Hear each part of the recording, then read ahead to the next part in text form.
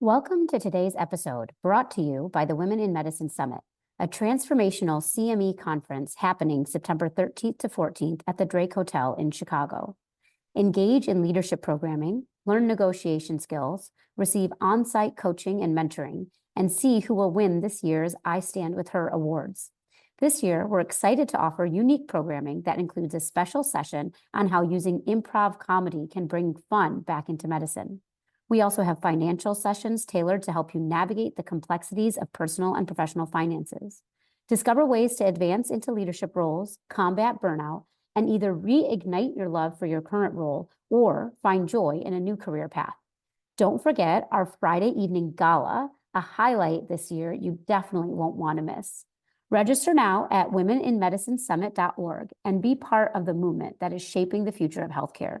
Join us to network, learn, and celebrate the power of women in medicine.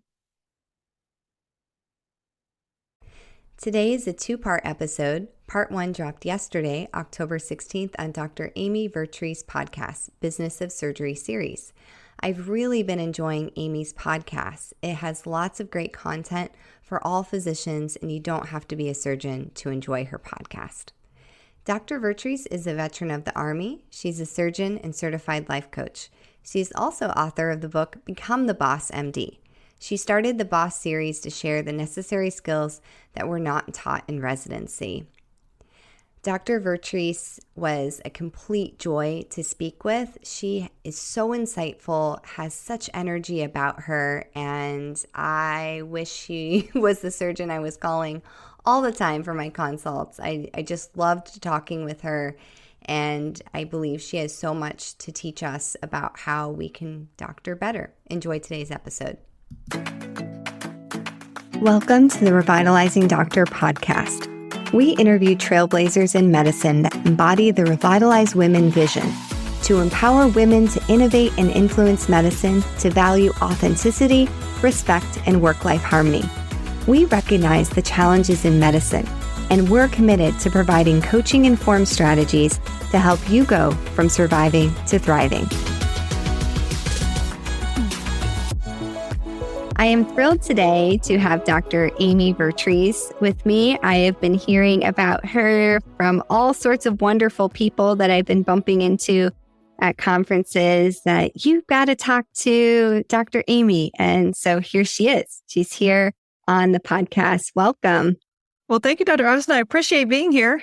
Please call me Andrea. We like to keep it cash on the pod. We like to start out with what I call your doctor origin story. Why did you become a surgeon? It's a great question. So I was in college, so at Georgia Tech. I skipped my senior year of high school. So I went to college early, and I don't think I ever actually learned how to study. But I always wanted to be a doctor. I was the president of our pre-med society. I was ready to go. But when it came down to applications, I applied and I think just kind of choked and ended up going to graduate school instead, which was probably the best thing that I did because I learned how to learn. I was in the cell biology and anatomy program at Medical College of Georgia and did microsurgery on chick embryos and also on mice for research on development. I work with Peggy Kirby, who discovered neural crest cells that formed the division between the aorta and the pulmonary artery. So that was, I think, really pivotal moment of not just wanting to be a doctor, but clearly wanting to be a surgeon. So after that, I took a little bit of a detour, finally got back on track. But I think graduate school is really where I learned how to learn. So when I was ready to go to medical school, my dad was in the military. So I found in Kaplan, USUS being the best kept secret in medicine. I'd never heard of it. I mean, as you know, it's kind of hidden up in Bethesda, Maryland. And it sounded really interesting. And I was kind of ready for something interesting and different. So that's how I ended up at USUS. And I was there when September 11th happened.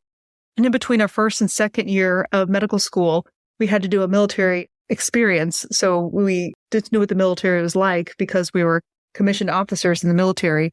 And I was chosen from our class to be the White House rotation, which only happens for one person in the class. And I was very disappointed because they were switching over administrations and I couldn't go. They said they weren't going to accept a student that year. So I ended up going down to Tampa and hanging around with Central Command, which covers the Middle East, in the summer of 2000. or 2001. Right. So I heard all about all the people. I followed the path that a general would go to be prepped for briefing Congress and things like that. I heard about all the things going on in the Middle East. The only thing that had happened at that point was the USS Cole. And my job was to help with the Annex Q, which, I mean, I was a first-year medical student. I wasn't doing anything. They were humoring me, but whatever. But I did decide to help them out because Special Ops is down there as well. Yep. So they knew that they wanted the Special Ops medics to be further forward. They wanted practice with IVs. So one thing that I did do when I was there was to link them up with a junior college and help getting IVs, which was really remarkable because when I went back to school, as you know, like September 11th happened. And so that was kind of interesting to be a part of history accidentally. It came from, interestingly enough, a disappointment of not being able to do the White House job, which I thought was really cool. So I ended up doing something even cooler. So I ended up going to Walter Reed, and I was there at the height of the wars. So I started my general surgery residency in 2004. And it's just interesting how it all unfolded because it was sort of following the path that life led. And it was sort of led by disappointments in one ways, but it turned out exactly as it was supposed to be. So I've really been just so pleased with my path, becoming a surgeon. I knew I went exactly where I wanted to go. I wanted to be at Walter Reed, and I remember talking to my program director, who was going to be my program director, and I said, this is the only place I want to be. I'm not interviewing anywhere else. And he said, okay. And I ended up going to Walter Reed. I love that. So then you went to Walter Reed for residency. It was the height of the wars. And for some of our listeners, they may or may not know that Walter Reed was a major receiving center. You know, the various echelons of care. Eventually, you know, most people after being injured in Iraq or Afghanistan go through Landstuhl, and then they often landed at Bethesda.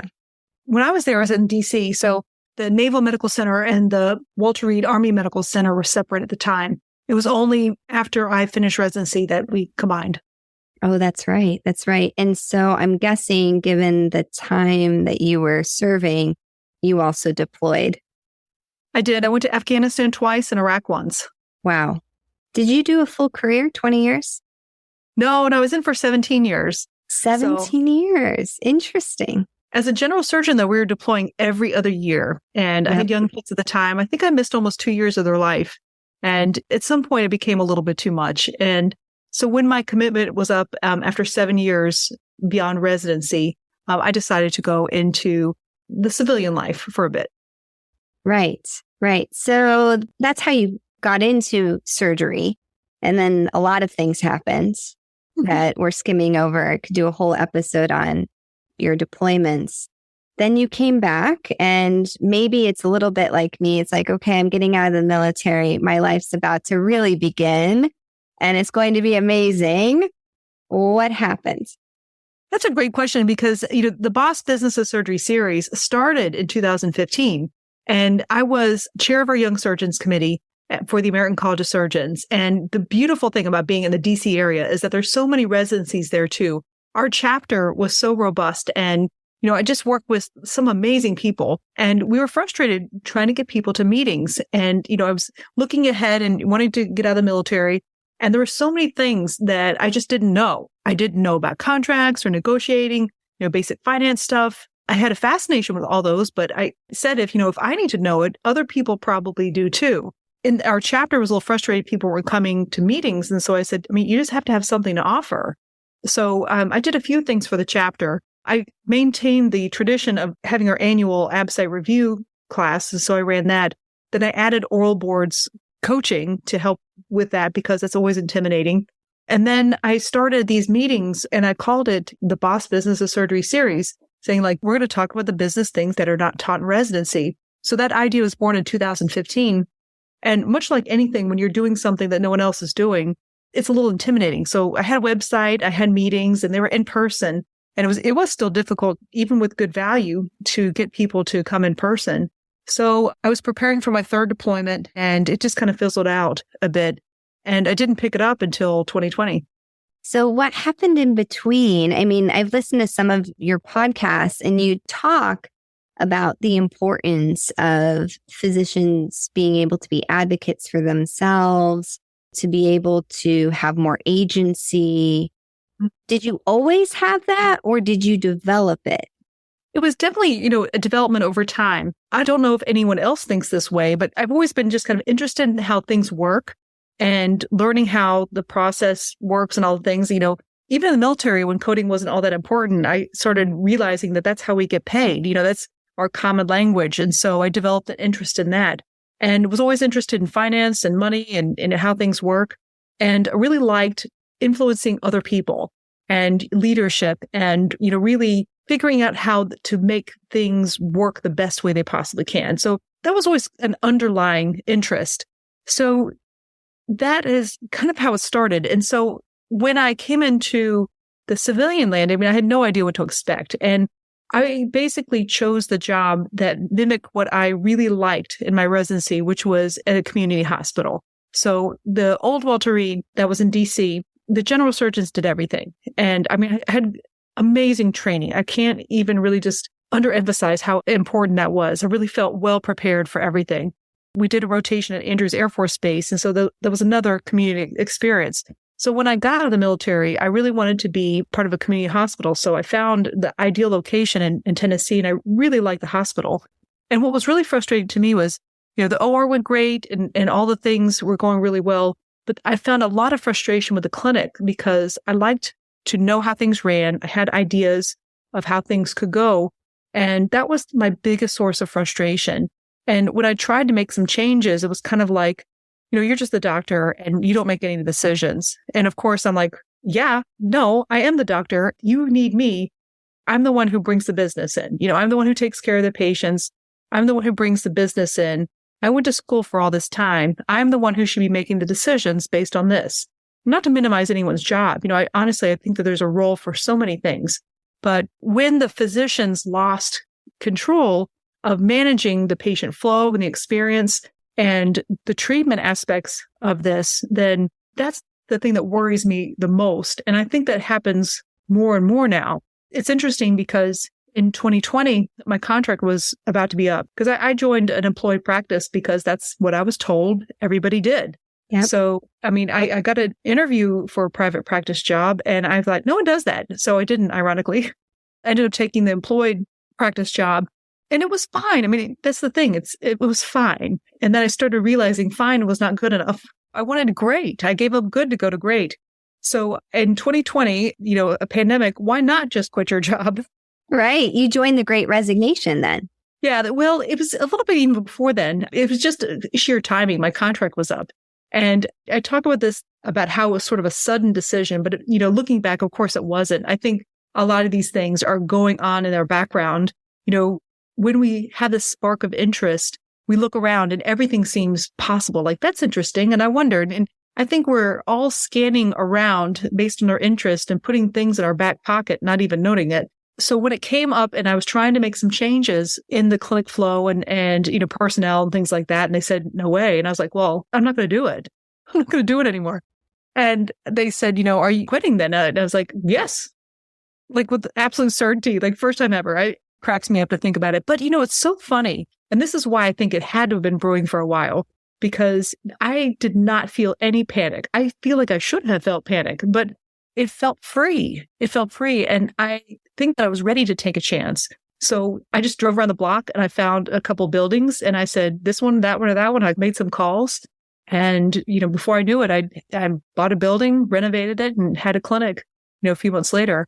It's interesting, though, when you talk about, and I know one thing that in your interest of like not putting all your eggs in one basket, employed surgery, you would think that that would be like the most secure job that we'd have. Highly skilled, employed, they need us, things like that.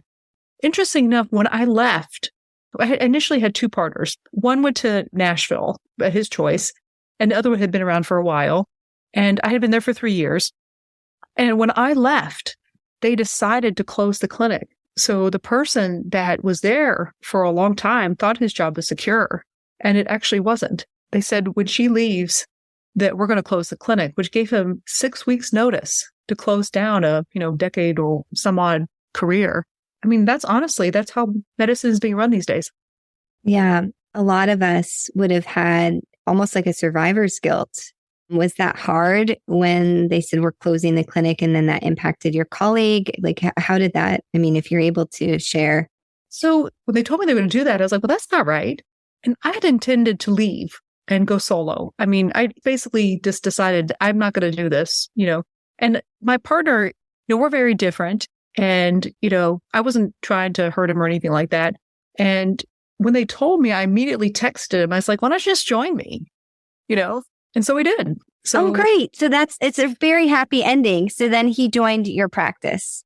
He joined my practice and he stayed for 2 years. I think that it's difficult because I can only imagine when things are, because I don't think that was his choice. So it's hard when, as physicians, you don't expect things not to go the way that you would think that they would, or have, just like you said with agency. We think that we have agency. And I think that that's the problem, is that we realize that we don't. And I think that that was, a very difficult transition for him. Yeah. I mean, I would argue we do. There's certainly a lot of barriers that are developing, right? And I think in a way I'm jealous of you listening, because I'm like, you were able to start your own practice. And for us in emergency medicine, yes, if you're in Texas, you can start a freestanding emergency department. You can't do that in California. You could start an urgent care, but that is very different than an emergency department. And, if you want to practice emergency medicine, in what a lot of us went to medical school thinking emergency medicine was, the resuscitations, you're really dependent on a healthcare ecosystem. You've got to have the specialists. So something I didn't know for the medical students listening, I think certain specialties do lend itself a little bit more to having your own practice. And when I was in medical school, that wasn't really a priority for me. Now, the happy ending to that story is I do see routes to having my own practice. I have a friend that's emergency medicine that's done functional medicine training, and she has a functional medicine practice, which again, I would have never thought I would want to do when I was a medical student, but I'm very intrigued by what she's doing. But anyway, I kind of went down a different road there. Any reflections on any of that, or any threads you want to pull on? You have a great point. And, for me as a general surgeon, I don't have a lot of equipment issues. I bought an ultrasound. I decided to buy an ultrasound instead of a car. This is one thing that I've got that, and I love it. It's like great. It really helped. But unlike things like vascular surgery, who's dependent on a lot of equipment issues, ENT, things like that. When you're really depending on a lot of things, it can be a little bit challenging. For me, the reason I was able to break free and say, like, if this fails, I mean, my failure is not going to be a big deal. Like, if I buy a building and I renovate it and I open up a clinic and, whatever, if I have to close it, I'm not going to lose much. Versus if you have to, do a lot of investment in different things, or if you rely on an ecosystem or things like that, it would be a little bit harder, but not impossible. To have to require a lot more, thought. Right. I'm curious also, that courage to say, I'm going to start my own practice. Did you already have kind of a nest egg that maybe made you feel a little bit more confident that, like, okay, I'm going to be able to pay my bills for the next 6 months. Like, I'll be fine. That was the most freeing thing and it's true, because I've always been a little bit interested in finance. And, over the years, I just learned a little bit over time, because I do think that allows us the ability to take chances. And I knew I was ready to invest in something. And when I looked at the money that we have, and I think a lot of people should do this, is to look at what you have and then ask yourself, what do I actually need? What do I need to live off of? And I realized, like, I could not work for a year and we would still pay all of our bills. And that a lot of that's credit to the military. I didn't have student debt. We got paid the rank and benefits of the officer. So, we did very well, and we did well in real estate because I invested in that as well. So, I was able to take a lot of chances for that reason. Yeah, and that's one of the things when we're working with people at Revitalize that we emphasize is have your own nest egg, because it does help you be courageous and it helps you set boundaries. One of the ways that these corporations or entities trap us is we think we're the golden handcuffs. Oh, I couldn't possibly, I won't be able to, take care of myself. But if you actually do the math, I mean, my husband and I have done it many times. And when I left a toxic place, it was like, oh, we're totally fine for 6 months. I mean, there's so many extraneous things we could cut out if we needed to, that it allowed me to say, yeah, I'll be all right. I'll be up on my feet in 3 months and ready to go again. They help so much. And I think a lot of us don't look at money in ways that help us. If you worry about having it, then it always feels like you're chasing it. And I can tell you in private practice, it's difficult because each month you get a variable amount. Like, I wonder how much we're going to get this month. And then also you have the inevitable slipping back in and saying, what if I would make more doing X, And that's the thing that I think holds us back a lot, is worrying about how much you make. And I actually had a podcast episode calling Comparison is the Thief of Joy. It's how RVUs make you miserable. Oh, we'll link to that in the show notes. I've got to listen to that. It's funny because if you use one measure to measure your job, you can, decide one way or another whether your job is great or not. And the whole, giving a spoiler alert to all of this, when I paid attention to RVUs and I compared dollar per RVU, it caused distress. It's like, I can be making more doing this. But when I look at the ability, I have the ability now to have a change in my schedule if I want. I have created Wednesday off. I mean, I actually, went down to 4 days. Now that, of course, I fill with a lot of stuff, but, I was able to change and create the career path that I want and the clinic path that I want. And it's all those that I was able to gain. But when I looked at that one measure, I would drive myself nuts. Stay tuned. We'll be right back.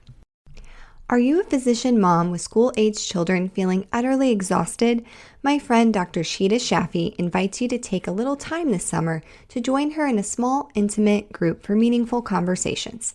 Dr. Shaffi is an emergency physician, coach, and mom to 8-year-old twins. She understands firsthand what you're going through. This isn't a pizza party or a yoga class.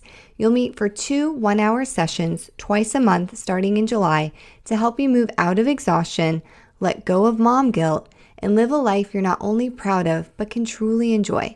Connect with her on LinkedIn or Instagram at Sheeta Shaffi to learn more.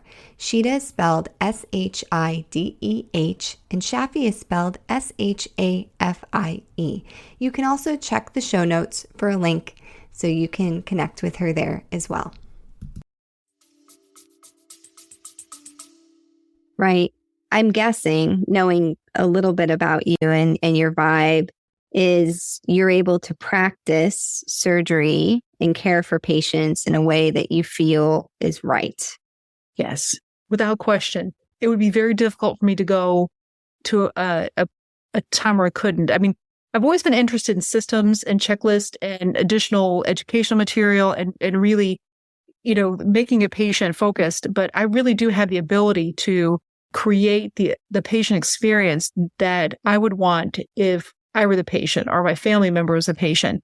And it's really helped in this community because as a lot of these places are getting bigger, it separates away from the patient. And so I always tell my cancer patients, I was like, every step of the way, it's going to be challenging. And I'm the easiest person to get a hold of. So you just let us know if you need something. And that really helps, to be able to be really there for patients. And, that part is really deeply meaningful. Right. And you just said it, it's meaningful. Right. And I think that's why most of us went into medicine, was to have that connection. And what is the price on that? What's the RVU on that soulful moment that you're having? Oh, yeah. And, and me and my crying about dollars per RVU, at the end of the year, I'm always fine, they're doing really well. It's just, but each month, because it's a different number, and, I have to kind of sit down with myself every month and go, okay, we're not going to make this mean anything good or bad about us. It's just a number, and we remind ourselves all the things that we're doing, because it's not for the faint of heart. It is a little bit challenging. So there's definitely a lot to think about. But I do, just want to bring something relatively related. Is in my coaching group, I bring up the idea of positivity rounds. It's on your rounds when you're seeing people, whether it's on shifts in the ER or on the floor, it's just to write down what people say. I mean, we don't actually hear what they say. I had a patient yesterday who said, "You saved my life," and I stepped back and I was like, "Hey, you know what I actually did?" Right? we don't even think about it. I mean, I started writing it down, and like the things that they say are unbelievably amazing. I totally agree with you. There's something, I mean, I think all of us agree that humility is very important in medicine. I also think in some ways it goes overboard. And, I try to tell my residents, the stuff that you're doing is definitely on par with a pro athlete. It 100% is. I mean, getting a difficult airway in a kid that's, choked on something, or I was in a van with a plastic surgeon last week, and I had never heard this. You'll probably laugh. She was telling me that for these micro sutures, you hold your breath, that even the movement of your breathing could affect the suture placement. And I was like, I mean, that's awesome. I mean, we really need to kind of sit in that and be proud of the craft, everything we've learned, and the service it's providing for our patients. 100% agree. And I think what happens is that it's the hierarchical aspect of medicine. We're always just something. I'm just an intern. I'm just a resident. I'm just a chief resident. I'm just a junior attending. I'm just a middle attending. Everything is just. And so the hierarchy automatically causes some minimization of everything. And then, I mean, when you're surrounded by greatness, and we really are, I mean, we're surrounded like by the top 1% of the population all the time. It's hard to feel special when you're like, just like everybody else. And I think that it's always nice for us to kind of step back and say, gosh, I mean, look at all that I have done. Like I could stop right now and, mic drop, I'm, still on top. 100%. I love that you just brought up the just thing. I interrupted one of my colleagues at dinner the other night. We were interacting with a whole bunch we're at this conference with new doctors, and some were actually not physicians. And she said, I'm just a ER doc. And I said, you are an emergency doctor. You served during the pandemic. Like, no, you're an emergency doctor. Crazy. It's crazy that we do that. And, I even catch myself still doing that every now and then. So Cherie Johnson, which listeners will recognize her, she's my coach. Has a psychology background. And Cherie has this concept of the ego that we're always trying to figure out, especially as you're maturing and life experience, or Brene Brown will say, don't puff up and don't shrink. And I think I'm still trying to find that. There's moments that we puff up. No, this is what I'm saying should happen. I'm putting my foot down. That's puffing up versus shrinking. And how can you walk and, that strong back, soft heart dance that we're trying to get. On that note, actually, do you have some tips for that? Because the surgical community, certainly there's some stereotypes out there. I would say probably more on the puff up side than the shrinking side. Talking with you, I feel very at ease, that you are very obviously accomplished, but you don't have this bravado. There's not you're approachable still. I instantly feel this trusting sense with you. How have you developed that? What's your trick? I love that you brought up the whole stereotype thing because, in my groups, I coach primarily women surgeons. And, we talk about this, all of us at some point in our career, tried to wear the coat of the surgeon stereotype, being hostile. At some point, it just decided just doesn't suit you, and there was definitely a life-changing moment where I was like, I mean, you mean I don't have to be that way? I could just be myself. And so that really helped because when I was more myself, the one thing I was happier, I didn't have to try so hard. And it just felt, real and certain. I've never really had the smallest of egos, but I also, kind of put it in perspective too. So I could only be myself. And so that's actually really my only directive is to be myself and, really understand that, when I know who I am, I approach people with, I think, a level of certainty that I'm not confused who I am. And I know I hear a lot of time about, women in here and women there. And I think what changes is when I walk into the room, I'm not confused. I'm not confused at all. I don't get mad if someone calls me Amy and not doctor because I joke and I say, I'm not so insecure. I need a reminder. Gosh, I love that. That is just that's such a mindset shift that if you know who you are, you're walking in your integrity, you're okay. It just kind of slides off because you know who you are at the end of the day and you're going to sleep okay because you've walked in your integrity all day. it's so much easier. I mean, it really is. And I think if you feel like you're not in integrity, is ask yourself, what are you trying to accomplish? Am I trying to change my mind? Someone is going to have their own opinion of me regardless. And when I feel at ease and certain, then the patient does not have to worry about me. The patient now gets to feel comfortable with that. It does provide a little bit of, it's just congruity, like they know what they're getting. And so now we focus on them. So it's just, I think it seems to work.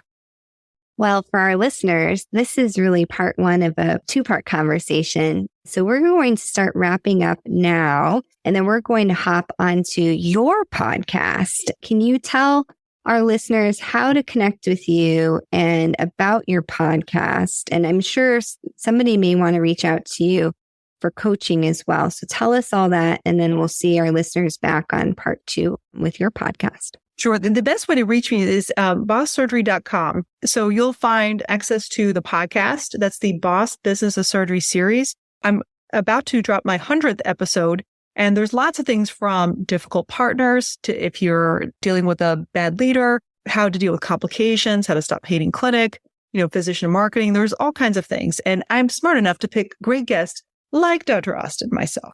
I love your podcast. I've been binging it, and I'm an emergency doc. And I was like, I don't know if I'll like this. She's a surgeon. We're so different. No, there's tons of overlap.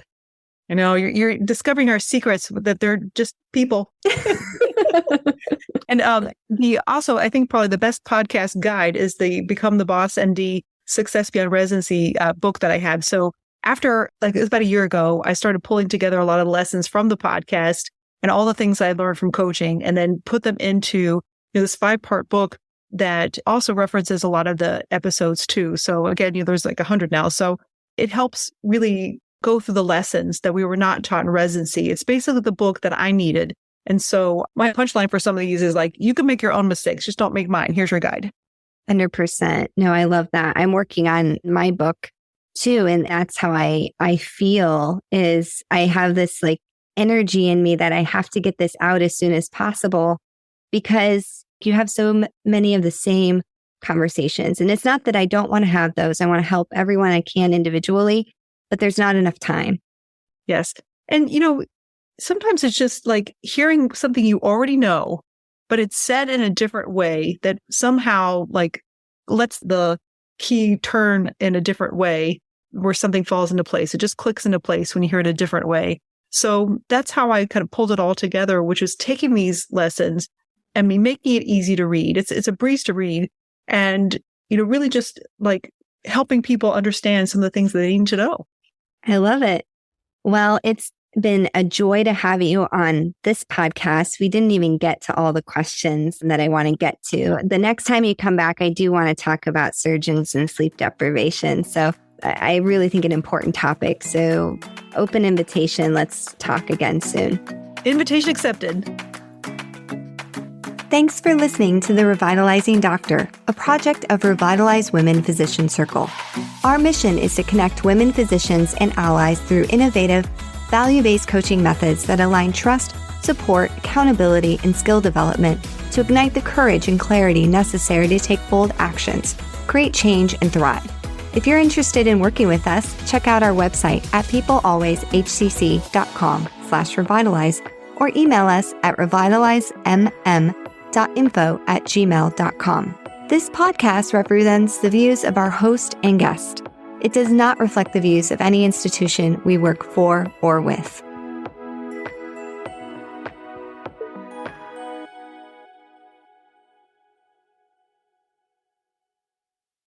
Hi, it's Dr. Risa E. Lewis, dropping in to tell you about a book that Dr. Adara Landry and I wrote.